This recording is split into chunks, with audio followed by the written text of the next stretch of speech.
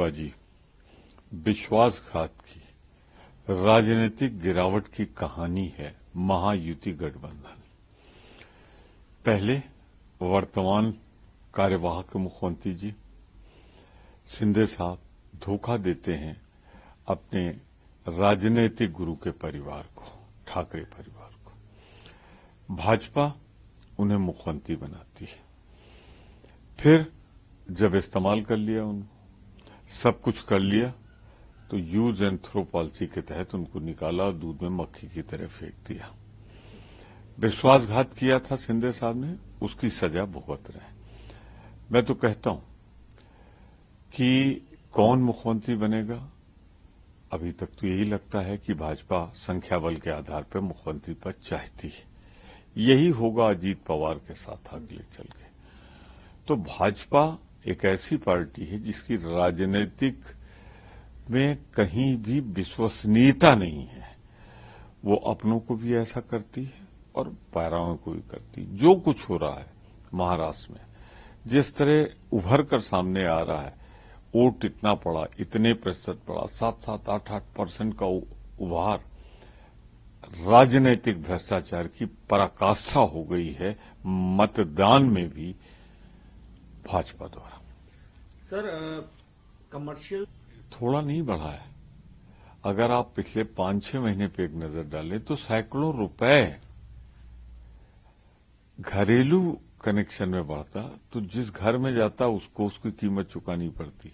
अब ये तो जो उपभोक्ता इस्तेमाल करेगा, समूह इस्तेमाल करेगा, व्यापार में इस्तेमाल करेगा, तो चीजें बढ़ेंगी ना। अब आप देखिए, यही कारण है कि जीडीपी ग्रोथ 7 कुछ से घटकर 5.4 पे आ गई, यानी 2% की गिरावट पिछले 7 माह में। ये 7 क्वार्टर में ये सबसे बड़ी गिरावट है 21 महीने। तो भाजपा ने तो अर्थव्यवस्था की ऐसी की तैसी कर दी, वसूली कर रही। मैं तो मानता हूं कॉमर्शियल जो बढ़ा है ये पूरे हिंदुस्तान के हर नागरिक को प्रभावित करेगा और मैं इसकी निंदा करता हूं, इसे वापस लेने की मांग करता हूं। हो सकता है हर बार सिंपैथी पाने के लिए शुद्ध आपराधिक घटना है। किसी की मीटिंग में जाकर पानी फेंकना या स्प्रिट फेंकना या कुछ और फेंकना किसी व्यक्ति पे गलत है। मुकदमा कायम होकर जांच होनी चाहिए। अगर ये आम आदमी पार्टी का सुनियोजित कहानी है, षड्यंत्र है, तो शर्मनाक है। अगर भाजपा ने कराया है तो उससे भी ज्यादा शर्मनाक है। राजनीति में हिंसा की कोई जगह नहीं होती।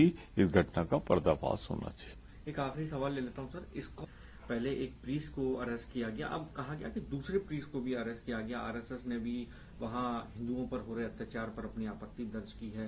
क्या भारत सरकार को कोई ठोस कदम उठाना चाहिए या जवाब देना चाहिए बांग्लादेश को?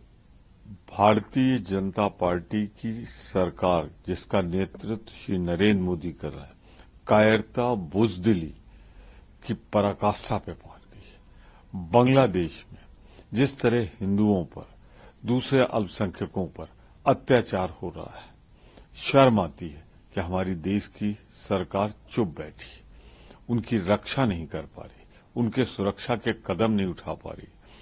आम भारतीय जो दूसरी जगहों पे बसे, चाहे कनाडा में हो, चाहे यूरोप में हो, चाहे अमेरिका में हो, हर जगह उनका जीवन सुरक्षित नहीं है। अपमान का घूंट पीना पड़ रहा है मोदी सरकार की कायराना हरकत की वजह से। काश बांग्लादेश के मामले में हिंदुओं की रक्षा के लिए प्रेरणा लेते मोदी जी इंदिरा जी से।